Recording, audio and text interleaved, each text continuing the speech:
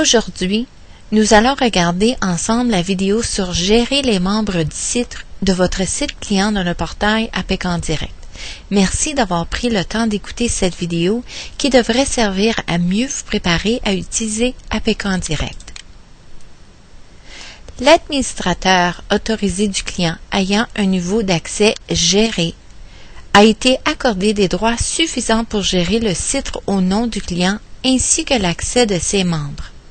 Et en tant que tel, il est de plus grande importance que ce dernier comprenne bien ses responsabilités telles que décrites dans l'entente de gouvernement en ligne signée avec l'APEC, qui est le contrat de l'APEC en direct. Avec les droits et responsabilités que l'administrateur autorisé du client reçoit par l'entremise de l'entente de gouvernement en ligne, il peut ajouter des membres au site du client. Pour cette raison, il est important que ce dernier et tout autre membre ayant le droit d'accès géré ait une bonne connaissance des 3 niveaux d'accès afin de s'assurer d'accorder des droits selon la fonction et la responsabilité des membres. Comme bonne pratique, nous recommandons d'accorder à chaque membre le plus bas niveau d'accès afin qu'il puisse faire son travail. Les 3 niveaux d'accès sont lire.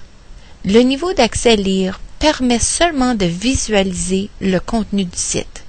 Le niveau d'accès éditer permet les mêmes droits que le niveau d'accès lire, mais dispose en plus de la capacité de soumettre des envois, ajouter et éditer des documents, des messages et autres éléments du site.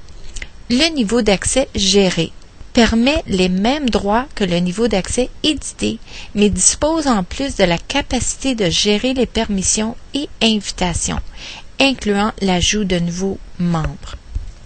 Un membre du site avec un niveau d'accès lire ou éditer peut voir les membres du site et les invitations en attente seulement. Un membre du site avec le niveau d'accès géré voit la même information ainsi que le secret partagé et peut aussi gérer la liste des membres du site, par exemple, ajouter des nouveaux membres. Un conseil, si vous passez lentement sur les mots lire, éditer, gérer, renvoyer et annuler, le système vous donne une définition. Comme individu avec le droit d'accès géré, vous pouvez inviter une personne à participer à ce site. Vous tapez le nom de la personne dans le champ « Nom » et ensuite vous indiquez l'adresse électronique de cette personne et vous lui donnez le niveau d'accès nécessaire.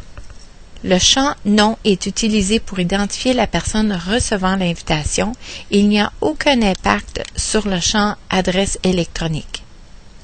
Si une adresse électronique invalide est entrée, le système ne peut le reconnaître.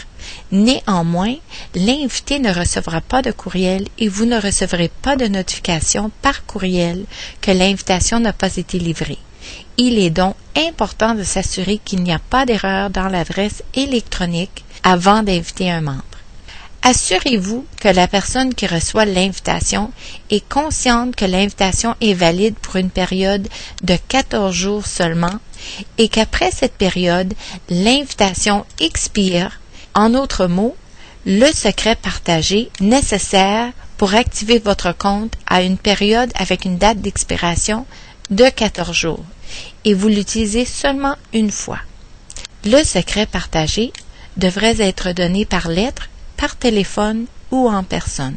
Étant donné que la communication par courriel n'est pas un moyen sécuritaire, le secret partagé ne devrait pas être communiqué avec cette méthode. Une invitation peut toujours être envoyée à une personne qui n'a pas encore activé son compte via la clé d'accès. Vous avez tout simplement à cliquer sur le lien. Le système lui envoie un courriel avec une note que l'invitation a été renvoyée. Et le système va gérer une nouvelle date d'expiration et un nouveau secret partagé. Une invitation peut également être envoyée à une ou plusieurs personnes qui sont impliquées dans votre entreprise ou organisme. Selon le cas, vous pouvez leur fournir un droit d'accès de lire, éditer ou gérer. Ils recevront une invitation par courriel. Vous pouvez annuler une invitation durant la période du 14 jours. Le système va enlever le nom de cette personne et indiquer qu'une invitation a été annulée. Un courriel d'alerte ne sera pas envoyé à cette personne. Si cette personne essaie d'entrer dans le portail d'APK en direct via le courriel d'invitation, le système affiche un message d'erreur que l'invitation est invalide. Les droits d'accès peuvent être changés, de lire à éditer, éditer à gérer, gérer à éditer. Quand vous cliquez sur la boîte, le système vous demande si vous êtes certain que vous voulez changer le niveau d'accès. Vous indiquez oui et le système va montrer que l'accès a été changé. Le membre avec le droit de gérer doit gérer ses propres membres de ce site. Si un membre est connecté au système lorsque vous changez les droits d'accès, il n'a qu'à toucher la clé F5 et le système met à jour son profil. Notez qu'un courriel d'alerte ne sera pas envoyé à la personne, donc le niveau d'accès a été changé.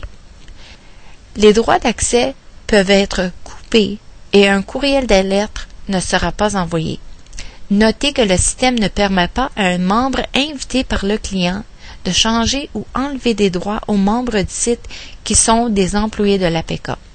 Les employés de l'APK sont identifiés avec un logo de l'APK et tout autre membre du site a un logo différent. Il est important que la personne responsable de gérer le site au nom du client s'assure que la liste des membres et leurs droits d'accès est mise à jour. Exemple, enlever l'accès aux employés qui quittent car ils ont encore leur clé d'accès et ils peuvent encore accéder au site client tant que leur accès n'est pas enlevé. Nous vous recommandons ainsi de consulter les autres vidéos qui sont disponibles sur le lien Aide. Comme exemple, informations sur le compte client, informations sur le projet, créer et soumettre un envoi, utiliser les documents partagés, utiliser le centre de messages et conseils de navigation. Ceci termine notre session sur gérer les membres du site. Merci encore d'avoir pris le temps d'écouter cette vidéo. Nous souhaitons que la vidéo ait été utile, répondant aux questions que vous avez pu avoir.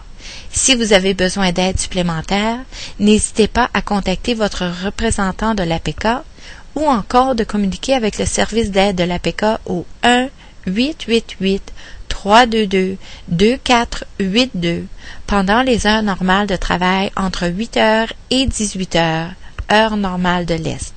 À noter que le service n'est pas disponible les fins de semaine et les jours fériés. Merci.